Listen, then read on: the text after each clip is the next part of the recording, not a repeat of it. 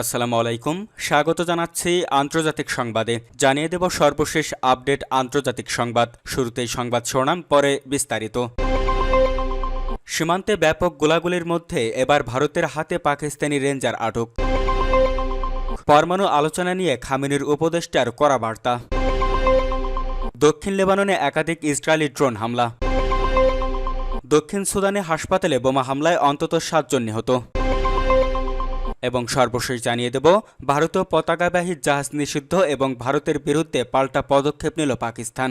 এতক্ষণ শুনছিলেন সংবাদ শিরোনাম, এবার বিস্তারিত। তবে তার আগে আমাদের চ্যানেলটি সাবস্ক্রাইব করুন এবং লাইক, কমেন্ট, শেয়ার করে পরবর্তী আপডেট পেতে আমাদের সাথেই থাকুন। সীমান্তে ব্যাপক গোলাগুলি, এবার ভারতের হাতে পাকিস্তানি রেঞ্জার আটক। ভারতের রাজস্থানে আন্তর্জাতিক সীমান্ত এলাকা থেকে এক পাকিস্তানি রেঞ্জারকে আটক করেছে ভারতীয় সীমান্ত রক্ষা বাহিনী বিএসএফ। এর আগে 23 এপ্রিল পাঞ্জাবের পিরোজপুর সেক্টরে কৃষকদের নিরাপত্তা দিতে গিয়ে ভুলক্রমে সীমান্ত অতিক্রম করলে বিএসএফ কনস্টেবল পূর্ণম কুমার শাহকে আটক করে পাকিস্তানি রেঞ্জাররা। সেই ঘটনার পাল্টা প্রতিক্রিয়ায় এবার পাকিস্তানি রেঞ্জার ধরা পড়লেন ভারতের হাতে। আটক পাকিস্তানি রেঞ্জারের পরিচয় এখনও প্রকাশ করা হয়নি। তিনি বর্তমানে বিএসএফের রাজস্থান সীমান্ত ইউনিটের হেফাজতে রয়েছেন। ভারত পাকিস্তানের মধ্যে অনিচ্ছাকৃত সীমান্ত অতিক্রমের ক্ষেত্রে সেনা বিনিময়ের একটি প্রতিষ্ঠিত প্রক্রিয়া থাকলেও বর্তমান উত্তেজনাকর পরিস্থিতিতে পাকিস্তান এখনও পূর্ণম শাহকে ফেরত দিতে রাজি হয়নি। ফলে ভারতও এই আটক রেঞ্জারকে নিয়ে কি পদক্ষেপ নেবে তা অনিশ্চিত। এনডিটিভির প্রতিবেদনে দাবি করা হয়েছে, এই ঘটনার কয়েক ঘন্টা পর 3 থেকে 4 মে রাতব্যাপী জম্মু কাশ্মীরের কুপওয়ারা, বারামুলা, পুঞ্জু, রাজৌরি, মেন্নর, নওশেরা, সুন্দরবনী ও আকনুরে নিয়ন্ত্রণ রেখা বরাবর পাকিস্তানি সেনারা 10ম দিনের মতো বিনা উস্কানিতে গুলি চালায়। ভারতীয় সেনাও পাল্টা ও সামঞ্জস্যপূর্ণ জবাব দেয়। এটি সাম্প্রতিক সময়ে সীমান্তের সবচেয়ে ব্যাপক গোলাগুলির ঘটনা বলে মনে করা হচ্ছে। এখন পর্যন্ত কোনো মৃত্যুর খবর না মিললেও পরিস্থিতি উদ্বেগজনক। বিএসএফ জানিয়েছে, কনস্টেবল শাহর মুক্তির জন্য একাধিক বৈঠক হয়েছে, কিন্তু পাকিস্তান কোনো নির্দিষ্ট সময়সীমা বা তার বর্তমান অবস্থান জানায়নি। 182তম বিএসএফ ব্যাটালিয়নে কর্মরত শাহু কিষাণ গার্ডের অংশ হিসেবে, যারা সীমান্তের শূন্যরেখা সংলগ্ন কৃষিজমিতে কৃষকদের সুরক্ষা দিয়ে থাকেন, ভুলভাবে সীমান্ত চিহ্নিত করে বিশ্রামের জন্য একটি গাছের নিচে বসতেই পাকিস্তানি রেঞ্জাররা তাকে ধরে নিয়ে যায়। ভারতীয় কর্তৃপক্ষ বলছে, অতীতে এমন ঘটনা দ্রুত সমাধান হয়েছে পারস্পরিক বোঝাপড়ার মাধ্যমে। তবে এবার পাকিস্তান পক্ষ সহযোগিতায় অনীহা দেখাচ্ছে। শাহর গর্ভবতী স্ত্রী রাজনী ইতিমধ্যে পশ্চিমবঙ্গের হুগলি ডিসরা থেকে পাঞ্জাবে পৌঁছেছেন। চণ্ডীগড় বিমানবন্দরের পৌঁছে ছেলে ও পরিবারের অন্যান্য সদস্যদের সঙ্গে শাহর ইউনিটের ঊর্ধ্বতন কর্মকর্তাদের সঙ্গে দেখা করেছেন। এই উত্তেজনার পটভূমিতে রয়েছে 22 এপ্রিল জম্মু কাশ্মীরের জনপ্রিয় পর্যটন কেন্দ্র পহেলগাঁওয়ে চালানো প্রাণঘাতী সন্ত্রাসী হামলা, যাতে 26 জন নিহত হন, যাদের বেশিরভাগই ছিলেন ছুটিতে বেড়াতে আসা সাধারণ মানুষ। ভারত এই হামলার জন্য পাকিস্তান ভিত্তিক লস্কর-ই-তৈয়বার সঙ্গে যুক্ত গোষ্ঠীগুলোর বিরুদ্ধে অভিযোগ এনেছে। জবাবে ভারত পাকিস্তানের বিরুদ্ধে একাধিক কড়া পদক্ষেপ নিয়েছে। এর মধ্যে আছে সিন্ধু পানি চুক্তি স্থগিত, আটারি ওয়াঘা স্থল সীমান্ত বন্ধ, কূটনৈতিক প্রত্যাহার, পাকিস্তানি পণ্য আমদানিতে নিষেধাজ্ঞা, ডাক ও সমুদ্র বন্দরের মাধ্যমে সংযোগ বন্ধ করা। এই উত্তপ্ত অবস্থার মধ্যেই শনিবার পাকিস্তান তার আবদালি ভূমি থেকে ভূমিতে উৎক্ষেপণযোগ্য ব্যালিস্টিক ক্ষেপণাস্ত্রের পরীক্ষা চালিয়েছে। ভারতীয় কর্মকর্তারা একে স্পষ্ট উস্কানি বলে উল্লেখ করেছেন। প্রায় 450 কিলোমিটার পাল্লার এই ক্ষেপণাস্ত্র সিন্ধু মহড়ার অংশ হিসেবে পরীক্ষা করা হয়েছে বলে দাবি করেছে পাকিস্তান। পরমাণু আলোচনা নিয়ে খামেনির উপদেষ্টার কড়া বার্তা। ইরানের সর্বোচ্চ নেতা আয়াতুল্লাহ সাইদ আলী খামেনির উপদেষ্টা ও দেশটির প্রভাবশালী রাজনৈতিক নেতা আলী লারিজানি বলেছেন যে আলোচনা ইরানের স্বার্থ রক্ষা করে না, তা অবান্তর ও অপ্রয়োজনীয়। তেহরানের শাহেদ বিশ্ববিদ্যালয়ে একটি সাংস্কৃতিক অনুষ্ঠানে বক্তব্য রাখতে গিয়ে লারিজানি বলেন, যুক্তরাষ্ট্রের সঙ্গে আলোচনার বিষয়টি বাস্তব নির্ভর হওয়া উচিত। শুধু আলোচনা করলেই লাভ হয় না, আলোচনার ফলাফল আসল বিষয়। তিনি ব্যাখ্যা করেন, আলোচনায় বসা কিংবা বসা না থাকা এটি নিজে কোনো মূল্য বহন করে না। মূল মূল্য হলো আলোচনার মাধ্যমে জাতীয় স্বার্থ আদায় হওয়া। যদি আলোচনা সে লক্ষ্যে পূর্ণ ব্যর্থ হয়, তাহলে তা চালিয়ে যাওয়ার কোনো যৌক্তিকতা নেই। পারমাণবিক আলোচনার প্রসঙ্গে তিনি বলেন, যদি এই ধরনের আলোচনা সমস্যার সমাধানের সহায়ক হয়, তাহলে তা চালানো উচিত, কিন্তু যদি ফলপ্রসূ না হয়, তাহলে তবে বন্ধ করা শ্রেয়। তিনি আরও বলেন, আলোচনার সময় ও পরিবেশ পর্যালোচনা করে যৌক্তিক সিদ্ধান্ত নেওয়া শ্রেয়। সরাসরি আলোচনা গ্রহণ বা প্রত্যাখ্যান করার আগে আগে বাস্তবতা বিশ্লেষণ জরুরি। যুক্তরাষ্ট্র ও পশ্চিমা দেশগুলোর চাপ ও নিষেধাজ্ঞার কঠোর সমালোচনা করে লারিজানি বলেন, ইরান কখনোই বিশ্ব শক্তির কাছে মাথা নত করেনি, আর এই কারণেই পশ্চিমারা নিষেধাজ্ঞা ও চাপ দিয়ে ইরানকে নতজানু করতে চায়। যুক্তরাষ্ট্র ও ইরানের মধ্যে চতুর্থ দফার পরোক্ষ আলোচনা ৩ মে হওয়ার কথা থাকলেও তা স্থগিত করা হয়েছে। এর আগে ওমানের মধ্যস্থায় ১২, ১৯ ও ২৬ এপ্রিল মাস্কাট ও রোমে ইরান যুক্তরাষ্ট্র ৩ দফা পরোক্ষ বৈঠক করেছে। আলোচনার মূল লক্ষ্য ছিল ইরানের পারমাণবিক কর্মসূচি নিয়ে একটি সমঝোতা এবং তেহরানের উপর থেকে নিষেধাজ্ঞা প্রত্যাহার করা। দক্ষিণ লেবাননে একাধিক ইসরায়েলি ড্রোন হামলা। দক্ষিণ লেবাননের বিভিন্ন এলাকায় ইসরায়েলি ড্রোন একাধিক হামলা চালিয়েছে।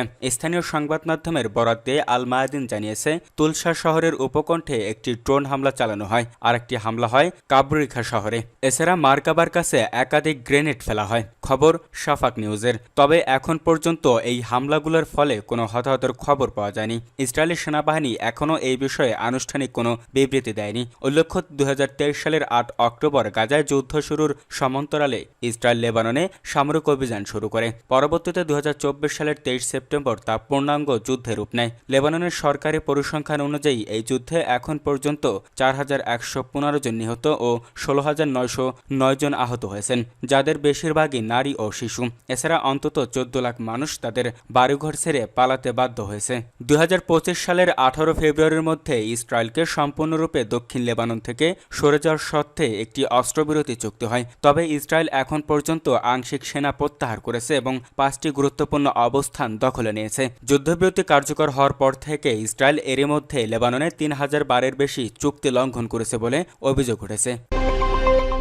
দক্ষিণ সুদানে হাসপাতালে বোমা হামলায় অন্তত ৭ জন নিহত।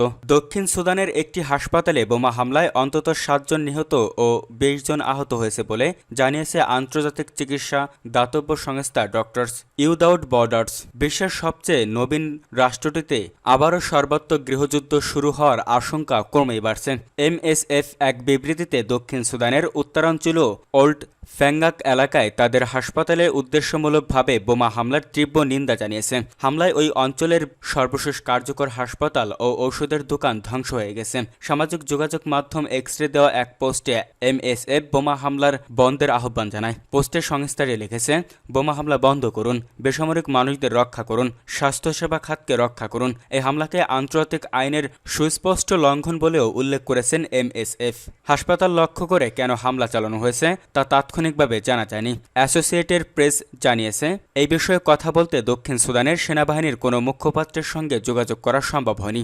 দক্ষিণ সুদানে MSF এর প্রধান মান্নান মুস্তাফা রাজধানী জুবা থেকে আল জাজিরাকে বলেন, অস্ত্রশস্ত্র সজ্জিত দুটি হেলিকপ্টার থেকে হাসপাতালের উপরে ওই হামলা চালানো হয়েছে বলে জানিয়েছে তার মাঠ পর্যায়ের দল। মুস্তাফা বলেন, হেলিকপ্টার দুটি হাসপাতাল ও চিকিৎসা সামগ্রী লক্ষ্য করে বোমা নিক্ষেপের পর ওল্ড ফ্যাঙ্গাক শহরে টানা গুলিবর্ষণ করে। মুস্তাফা আরও বলেন, বেসামরিক জনগণ ওই এলাকা ছেড়ে পালিয়েছে। পরিস্থিতি অত্যন্ত ভয়াবহ ও বিপর্যয়কর। আমরা হতবাক হয়ে গেছি। হাসপাতালটি ২০১৪ সাল থেকে অর্থাৎ 10 বছর ধরে সেখানে ছিল।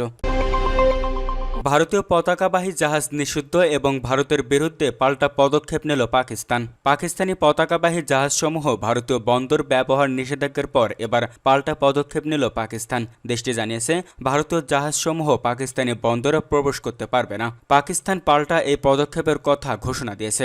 সাম্প্রতিক কাশ্মীর হামলার পর দুই দেশের মধ্যে কূটনৈতিক উত্তেজনা বৃদ্ধির প্রেক্ষাপটে এটি একটি প্রতিশোধমূলক পদক্ষেপ। খবর দ্য ডনের প্রতিবেদনে বলা হয়েছে, দেশের সামুদ্রিক সার্বভৌমত্ব, অর্থনৈতিক স্বার্থ এবং জাতীয় নিরাপত্তা রক্ষার স্বার্থে পাকিস্তান নিম্নলিখিত পদক্ষেপগুলো অবিলম্বে কার্যকর করছে।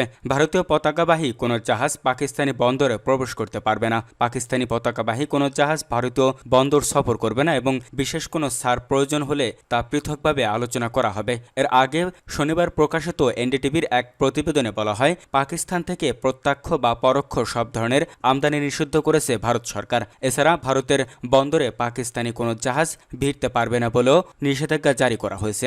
এদিন ভারতের বাণিজ্য মন্ত্রণালয়ের এক বিজ্ঞপ্তিতে বলা হয়েছে, পাকিস্তান থেকে উৎপন্ন বা রপ্তানিকৃত সমস্ত পণ্যের সরাসরি বা পরোক্ষ আমদানি বা ট্রানজিট তা মুক্তভাবে আমদানিযোগ্য হোক বা অন্যথায় অনুমোদিত হোক, জাতীয় নিরাপত্তা এবং জননীতির স্বার্থে অবিলম্বে নিষিদ্ধ করা হলো। পরবর্তী নির্দেশ না দেওয়া পর্যন্ত এই নিষেধাজ্ঞা কার্যকর থাকবে। ভারত ও পাকিস্তানের মধ্যে একমাত্র বাণিজ্য পথ ওয়াঘা আটারি ক্রসিং পহেলগাঁও হামলার পর বন্ধ করে দেওয়া হয়। এরপরও পাকিস্তান থেকে পরোক্ষ আমদানি চালু ছিল। পাকিস্তান থেকে আমদানি পণ্য মূলত ওষুধ, ফল এবং তৈলবীজ। 2019 সালের পুলওয়ামা হামলার পর থেকে কয়েক বছর ধরে এসব পণ্যের আমদানিও কমে গেছে। এর আরও একটি কারণ হলো ভারত পাকিস্তান পণ্যের উপর 200% শুল্ক আরোপ করেছে। ফলে 2024 থেকে 25 সালে ভারতের মোট আমদানির 0.001% এরও কম ছিল পাকিস্তানি পণ্য। এদিকে আন্তর্জাতিক মুদ্রা তহবিলকে পাকিস্তানের বিতরণ করা ঋণের বিষয়টি পর্যালোচনা করার অনুরোধ জানিয়েছে ভারত। শুক্রবার 2 মে ভারত সরকারের একটি সূত্র রয়টার্সকে এই তথ্য জানিয়েছে। আর এর মধ্যে দিয়ে কাশ্মীরে এক প্রাণঘাতী হামলার পর দক্ষিণ এশীয় প্রতিবেশীদের মধ্যে উত্তেজনায় নতুন মাত্রা পেল। সূত্র বলছে, গত বছর পাকিস্তান IMF থেকে $7 বিলিয়ন ঋণ পেয়েছে। মার্চ মাসে $1.3 বিলিয়ন নতুন জলবায়ু স্থিতিস্থাপক ঋণ পেয়েছে। এই কর্মসূচিটি $350 বিলিয়ন অর্থনীতির জন্য অত্যন্ত গুরুত্বপূর্ণ। পাকিস্তান বলেছে, এই ঋণ তাদের অনেক অর্থনৈতিক হুমকি এড়াতে সাহায্য করেছে। এদিকে ভারতের সঙ্গে উত্তেজনার মধ্যেই সফলভাবে 450 কিলোমিটার পাল্লার একটি ব্যালিস্টিক ক্ষেপণাস্ত্রের পরীক্ষা চালিয়েছে পাকিস্তান। আবদালি উইপন সিস্টেমের নামের এই ক্ষেপণাস্ত্রটি শনিবার সিন্ধু মহড়ার অংশ হিসেবে উৎক্ষেপণ করা হয়েছে বলে জানিয়েছে ইসলামাবাদ। এই ঘটনায় দুই দেশের মধ্যে কূটনৈতিক টানাপোড়েনের পাশাপাশি সামরিক প্রস্তুতিও বাড়ছে। তার মধ্যে পাকিস্তানের এই ক্ষেপণাস্ত্র উৎক্ষেপণ দক্ষিণ এশিয়ার নিরাপত্তা পরিস্থিতিকে আরও জটিল করে তুলেছে বলে মনে করেছে বিশ্লেষকেরা।